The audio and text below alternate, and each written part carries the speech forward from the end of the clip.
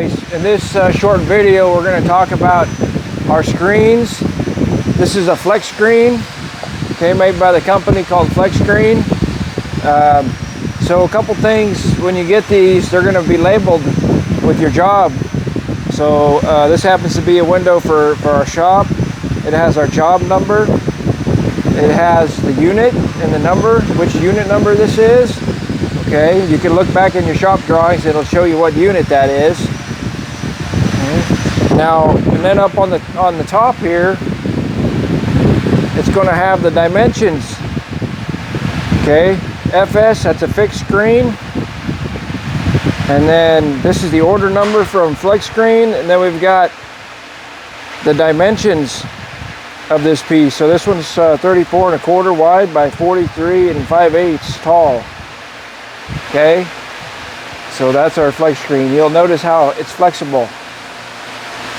These instructions are also included in print form in your maintenance manual, which everyone receives. But if you lose that, there's the video that's going to show you how to put these in. So our windows have a groove. This is a new feature as of about 20. Let's see. When did we do this?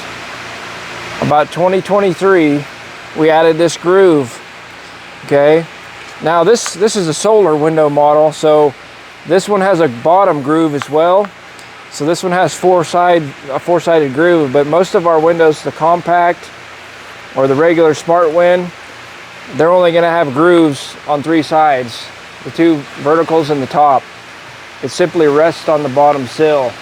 Okay, so the process to put these in is normally we want to have the fabric of the screen on the back side. You'll notice there's a step in the frame, and the screen is on the back side. Okay, so we want to have that to the outside of the building. Simply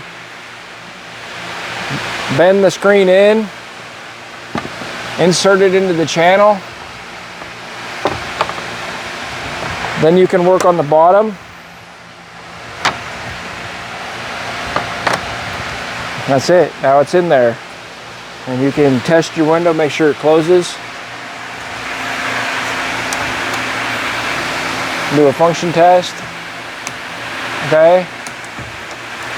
Now to remove the screen, open the sash, push in the middle, pull out from the sides, come down from the bottom. So you can store your window screens in the wintertime, so you can remove them quite easily. Thanks for watching. If you have any other questions, visit our YouTube page for any other technical videos. We may be able to already answer some of your questions on some of those videos. So thank you.